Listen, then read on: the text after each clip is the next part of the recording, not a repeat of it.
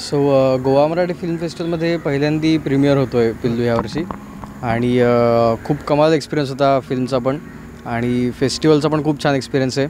So मला खूप छान वाटतं की इतक्या चांगल्या आणि प्रतिष्ठित फेस्टिवलमध्ये आमचा सिनेमा ओपन होतो. सो ही खूप मोठी गोष्ट आहे आमच्यासाठी पण. सो पिल्लू आता लवकरच प्रेक्षकांसमोर पण येईलच, पण खूप छान एक्सपिरियन्स होता. खूप सिनियर ॲक्टर्स ह्याच्यामध्ये होते या सिनेमामध्ये आणि तानाजी घाडगे डिरेक्टर आहेत, ज्यांच्याबरोबर आधी बस्ता ही फिल्म केलेली मी, आणि सुनील फडतरे जे आमचे प्रोड्युसर आहेत. सो त्यांच्याबरोबर पण मी आधी काम केलं एक दोनदा. सो खूप आपली लोकं असल्यामुळे असं छान एक जमून आलं आणि लोकांनाही होपफुली ते तेवढंच आवडेल. सिनियर कलाकारसुद्धा आहेत या पिक्चरमध्ये, त्यांचा एक्सपिरियन्स कसा, त्यांच्यासोबतचा एक्सपिरियन्स कसा आहे?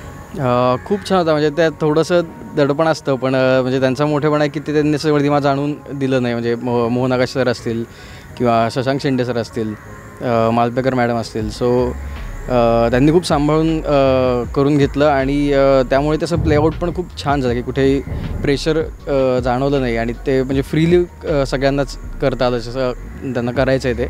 सो ते खूप छान टर्नआउट झालं जे आता बघायला मिळेल आपल्याला. पहिल्यांदाच तुम्ही गोव्यात आलात चित्रपट महोत्सवासाठी, मराठी चित्रपट? हो, गोवा मराठी फिल्म फेस्टिवलसाठी मी पहिल्यांदी गोव्यात आलो.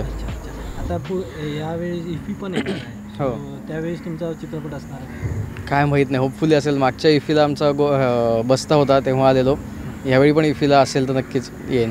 गोव्याबद्दल काय सांगता? गोवा आवडतंच मला. आमची वर्षातनं एक ट्रिप ठरलेली असते मित्रांची इकडे यायची, पण आता सगळ्यात आमचा म्हणजे इंडस्ट्रीतल्या मित्रांबरोबर अजून मजा येते, कारण सगळे चर्चा पण त्याच आपल्या आजूबाजूला चाललेल्या असतात. सिनेमे 2-3 दिवस छान बघायला मिळतात. सो आणि प्लस इथलं सगळ्यात जास्त मला आवडतं ते खाणं इथलं.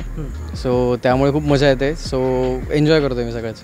पिल्लू सोडून आणि कुठला प्रोजेक्ट आहे का? आत्ता सप्टेंबरमध्ये बॉईज 3 रिलीज होतो आहे 16 सप्टेंबरला. आणि त्याच्यानंतर पण बांबू नावाचा एक प्रोजेक्ट आहे ज्याची डेट होईल लवकरच डिक्लेअर. पण हल्ली काय आलं, लॉकडाऊनमुळे OTT प्लॅटफॉर्मला जरा जास्त तुझं काय मत आहे? OTT प्लॅटफॉर्म चांगला आहे का थिएटर बघणं पसंत करतात? मला वाटतं कंटेंटवर डिपेंडंट आहे की जो म्हणजे एक कंटेंटचा प्रकार असो सिनेमासाठी बनला आहे आणि एक प्रकारे जो OTTसाठी आहे. सो मला वाटतं हे आतले जे टेक्निकल लोक त्यांनी खूप थोडं सहकार्य करायला हवं अशा बाबतीत, की सिनेमे हल्ली असं होतं खूप की ह्या शुक्रवारी समजा सिनेमा रिलीज झाला तर तो हार्डली पुढच्या म्हणजे 4 ते 5 आठवड्यात तो OTTवर येतो.